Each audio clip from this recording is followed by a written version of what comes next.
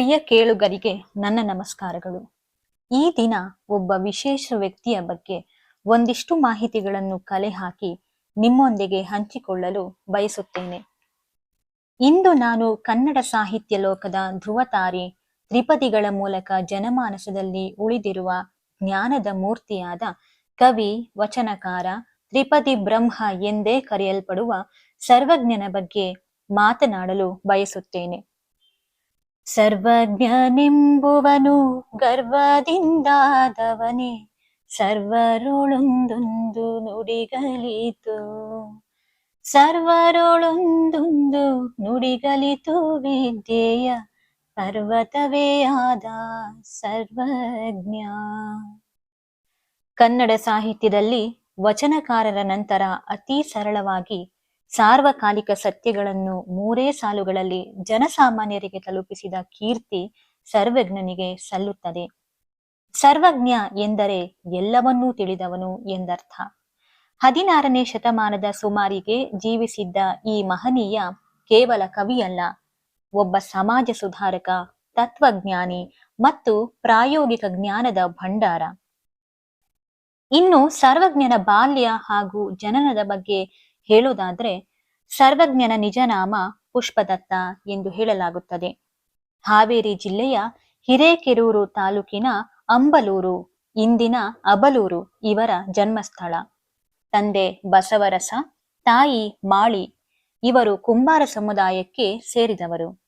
ಬಾಲ್ಯದಿಂದಲೇ ಅದ್ಭುತ ಪಾಂಡಿತ್ಯವನ್ನು ಹೊಂದಿದ್ದರು ಇವರು.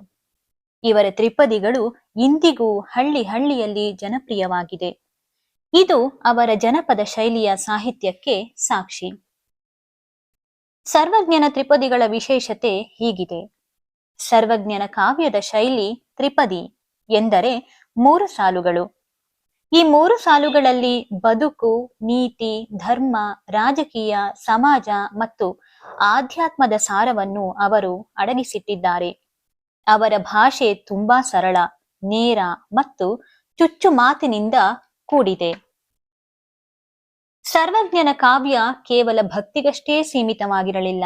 ಸಮಾಜದಲ್ಲಿನ ಮೂಢನಂಬಿಕೆಗಳು, ಜಾತಿ ಪದ್ಧತಿ ಮತ್ತು ಅಜ್ಞಾನವನ್ನು ಅವರು ತಮ್ಮ ತ್ರಿಪದಿಗಳ ಮೂಲಕ ತೀವ್ರವಾಗಿ ಟೀಕಿಸಿದ್ದಾರೆ.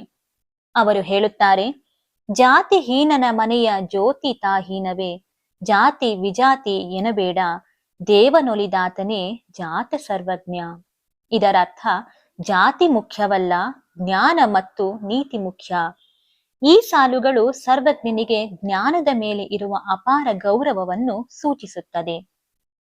ಕಲಿತವನು ಕಲಿಯದವನನು ಕೆಡಿಸಿ ಮನವನು, ಅಳಿದು ಹೋದನು ದಾರಿಗಾಣದೆ ಸರ್ವಜ್ಞ. ಈ ಸಾಲುಗಳು ಕೂಡ ಶಿಕ್ಷಣ ಮತ್ತು ಜ್ಞಾನದ ಮಹತ್ವವನ್ನು ತಿಳಿಸುತ್ತದೆ. ಕಾಯಕವು ಉಳ್ಳವಕ ನಾಯಕನು ಎನಿಸಿಪ್ಪ, ಕಾಯಕವು ತೀರ್ದ ಮರುದಿನವೇ ಸುಡುಗಾಡ ಸರ್ವಜ್ಞ. ಕೆಲಸ ಮಾಡುವವನೇ ನಾಯಕ, ಕೆಲಸವಿಲ್ಲದವನು ನಿಷ್ಪ್ರಯೋಜಕ ಎಂಬುದು ಇದರ ಅರ್ಥ. ಉಂಬಳಿಯ ಇದ್ದವನು ಕಂಬಳಿಯ ಹೊದೆಯುವನೇ, ತಾನೇ ಸಂಪತ್ತನ್ನು ಹೊಂದಿದ್ದರೂ ದುರಾಸೆ ಪಡುವವರನ್ನು ಲೇವಡಿ ಮಾಡಿದ್ದಾರೆ. ಹೀಗೆ ಕವಿ ಸರ್ವಜ್ಞ ಕೇವಲ 16ನೇ ಶತಮಾನಕ್ಕೆ ಸೀಮಿತವಾದವರಲ್ಲ. ಅವರು ಅಂದು ಆಡಿದ ಮಾತುಗಳು ಇಂದಿಗೂ ಸತ್ಯ. ಅವರ ವಿಚಾರಗಳು ಮನುಷ್ಯನಿಗೆ ಬದುಕಿನ ದಾರಿ ತೋರಿಸುವ ದೀಪಗಳಾಗಿವೆ.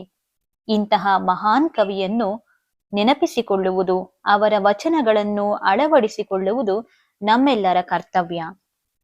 ಸರ್ವಜ್ಞನ ಕುರಿತು ಮಾತನಾಡುವಾಗ ಅವರೇ ಹೇಳಿದಂತೆ, ಸರ್ವಜ್ಞನೆಂಬುವನು ಕವಿಯಲ್ಲ, ಲೋಕದೊಳು ಕವಿಗಳೆಲ್ಲರೂ ಅಲ್ಪಜ್ಞರಿ ಸರ್ವಜ್ಞ. ಈ ಮಾತಿನ ಮೂಲಕ ಅವರು ತಾನು ಸರ್ವಜ್ಞನಲ್ಲ, ಲೋಕದ ಅನುಭವವೇ ಸರ್ವಜ್ಞ ಎಂದು ಅಹಂಕಾರವಿಲ್ಲದೆ ಹೇಳಿಕೊಂಡಿದ್ದಾರೆ. ಅವರ ತ್ರಿಪದಿಗಳನ್ನು ಆಳವಾಗಿ ಅಧ್ಯಯನ ಮಾಡೋಣ, ಜೀವನದಲ್ಲಿ ಅಳವಡಿಸಿಕೊಳ್ಳೋಣ ಎಂದು ಹೇಳುತ್ತಾ ಇನ್ನಷ್ಟು ಹೊಸ ವಿಷಯಗಳೊಂದಿಗೆ ಮತ್ತೆ ಸಿಗುತ್ತೇನೆ. ಧನ್ಯವಾದಗಳು.